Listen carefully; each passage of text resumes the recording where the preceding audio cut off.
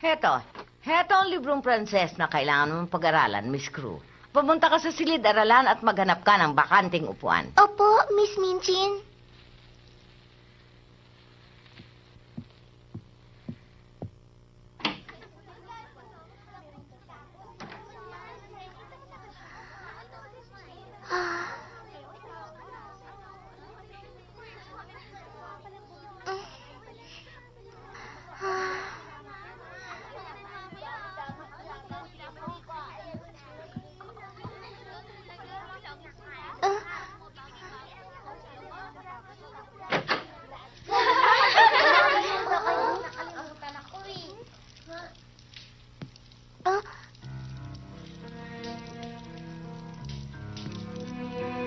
Siya yung bagong estudyante. Oo nga.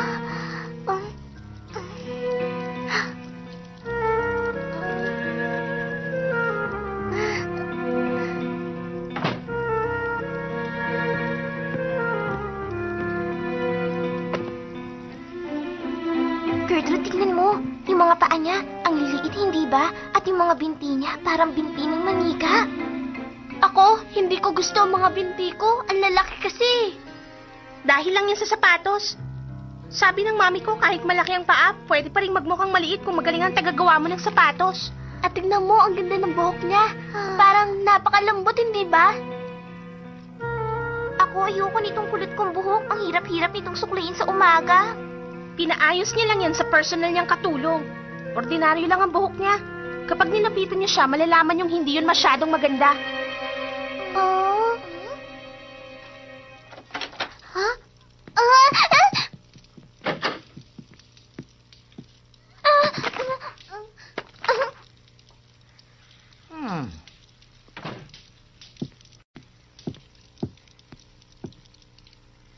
Sarah, halika. Opo.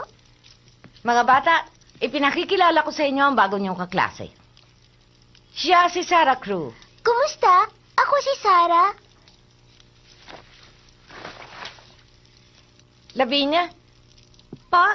ituro mo dito kung nasa ng India. Opo. Salamat. Maupo ka na. Para magkaroon ng isang magandang edukasyon, mula dito sa India, patungo dito sa London, ay tinawid nila ang Cape of Good Hope sakay ng isang barko. Ha? Hindi ba, Miss Sarah Crew? Bakit? Anong problema? Kasi po, sa Mediterranean si po dumaan ang barkong sinakyan namin. Hindi na importante kung saan. Ngayon, mga bata, gusto kong pakisamahan yung mabuti si Miss Crew. Opo! Maaari ka nang bumalik sa upuan mo. Sarah, tinignan mo ba yung librong Pranses na ibinigay ko sa'yo? Opo. Magaling. Gusto kong malaman mo na pinahahalagahan ng eskwelahan ito ang pag-aaral ng Pranses. Ang pagkakaalam ko, magaling din sa Pranses ang iyong ama, hindi ba? Po? Bakit, Miss Crew? Ano problema? Kasi po, ang totoo, hindi pa po ako nagkaroon ng formal ng pag-aaral ng Pranses, pero... Ha? Ano ba ang problema, Sarah? Bakit parang bigla ka yatang kinabahan? Huwag ka mag-alala, naintindihan naman kita. Walang dapat na ikahiya. Dahil normal lang sa mga batang kasing edad mo na mahirapan sa pag-aaral ng Pranses, lalo na sa batang tulad mo na lumaki sa ibang bansa. Po? Pero... Hindi bale, mag-aral ka nilang mabuti. Huwag kang mag-alala, tutulungan ka naman ni Monsieur Defarge. Balang araw, magiging magaling ka rin sa pagsasalita ng Pranses. Sa madaling salita, kung gusto mong matuto at maging magaling sa isang lengguwahe, kailangan mong magsikap at maging matyaga sa pag-aaral. Naintindihan mo ba ako, Miss Crew? Ngayon, susunduin ko muna si Monsieur Defarge. Basahin niyo na muna ang mga libro niyo.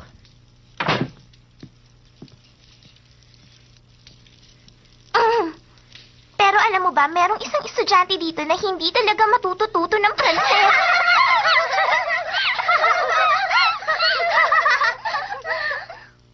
Sarah, ipapakilala ko sa iyo ang isang kaklase natin na napakabagal matuto at nagbibigay ng kahihiyan kay Miss Minchin, si Ermengarde. Natutuwa akong makilala ka. Ganon din ako. Ngayon, ipapakilala na kita sa lahat. Halika! Oo nga pala, ako si Jessie. Siguro 3 taon ang tanda ako sa'yo. Ako naman si Gertrude. Kasigidad ko si Jessie. Mas matanda rin ako sa'yo. Nice to meet you. Siya si Lavinia Herbert. Siya ang modelong estudyante dito. At may minahalan lang sa Amerika ang papa niya. Kumusta, Lavinia? Ako na magpapakilala sa iba nating kaklase. Si Doll sila. Ang papa niya ay director ng isang minahanang uling. Siya si Linda. Ang papa niya ay chief engineer sa isang railway company. Siya naman si Christine. Mula siya sa Manchester. Si Diana, isa sa matatalino dito. Si Jennifer, ang pinakamakulit sa klase. Ang maliliit na bata naman, si Penelope, ay isang anak ng doktor. At siya naman si Jane, ang papa niya ay superintendent sa factory. Si Susan, anak siya ng isang sundalo. At syempre, ang pinakamaingay sa lahat, si Lottie. Ay, hindi naman na! Ilan taon ka na ba, Lottie? 4. Sarah, anong sinabi sa'yo ni Miss Minchin nung bagong dating ka? Nung kasama mo ang papa mo? Ha? Aba, napakaganda ng munting binibining ito. At sa tingin ko rin, isa rin siya matalinong bata. Ha?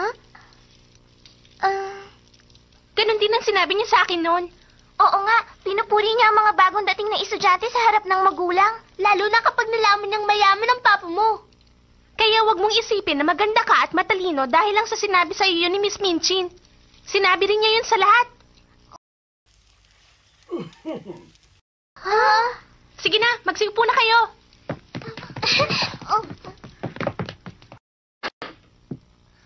Bonjour, mademoiselle.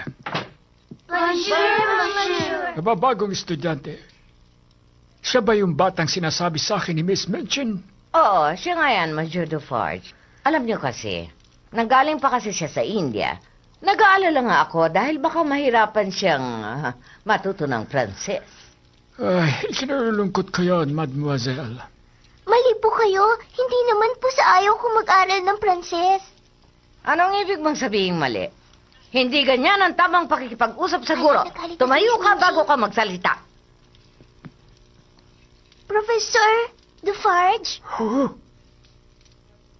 Mame es français, langue natale es le français. Ay, kumte, dereke celebre es trop facile, mais hene la papu. oui, mademoiselle. Narinig mo ba sinabi niya, Miss Minchin? Ang sabi nating bagong estudyante, isang Pranses ang kanyang ina, kaya nasanay siya magsalita ng Pranses. Hindi na niya kailangan ng librong ibinigay mo. Gusto raw niya yung sabihin sa iyo kanina, pero hindi na siya nakapagsalita dahil hindi raw niya alam kung paano yung ipaliliwanag sa inyo. Sa tingin ko nga, Miss Minchin, wala na akong maituturo pa sa munting binibini. Perpekto na at napakalinaw ng pagbigkas niya ng salitang Pranses. Bakit hindi mo sinabi sa akin yan kanina? Sinubukan ko nga eh.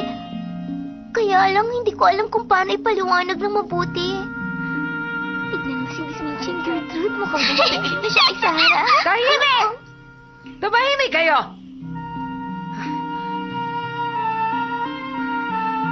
Miss Crew, hindi kita mapapatawad sa ginawa mo. Napahiya ako dahil hindi mo agad sinabi ang totoo. Ikaw lang ang uminsulto sa akin ng ganito.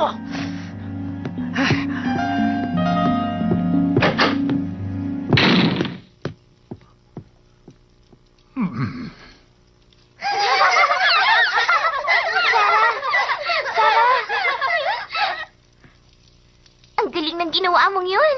Ano? Ang totoo kasi, Sarah, hindi naman magaling si Miss Minchin sa Pranses.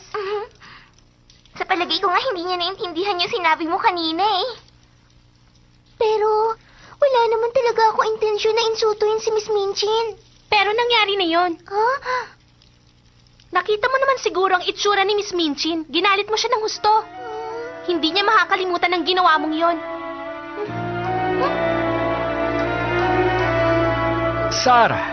Sarah! Bumalik ka na sa iyong upuan. Opo. Sa tingin ko, ang dapat kong ituro sa iyo ay kung paano mawawala ang galing mo sa Pranses.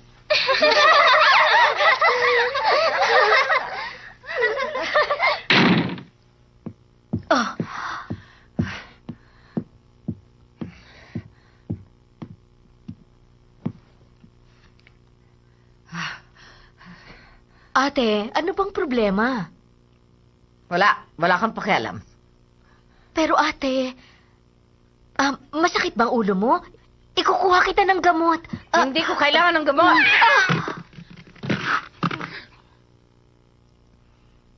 Kailangan bantayan at maturuan ng leksyon ng batang yan. Huh? Si Sarah Crew. Ang batang yun, masyado yata siyang na-spoil ng kanyang ama. Wala siyang pakialam kung makasakit siya ng damdamin ng iba. Pero sa tingin ko ate, mukha namang mabait si Sarah Crew. At ang sabi mo pa nga, isa siyang espesyal na estudyante sa ating paaralan.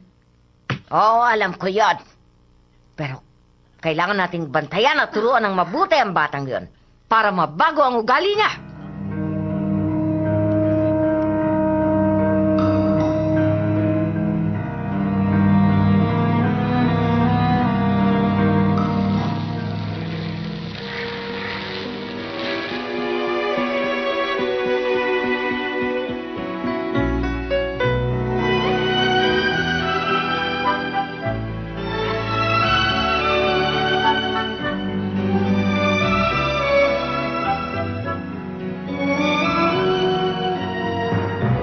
Papa, alam niyo po, na-insulto ko po kanina si Miss Minchin. Nagsalita ako ng Pranses dahil yun lang ang paraan para maipaliwanag ko yun ng mabuti sa kanila.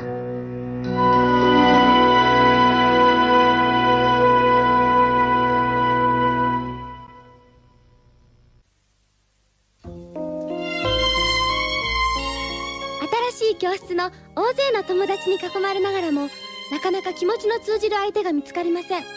そしてとうとう次回小公女セーラ親友アーメンガードをお楽しみに。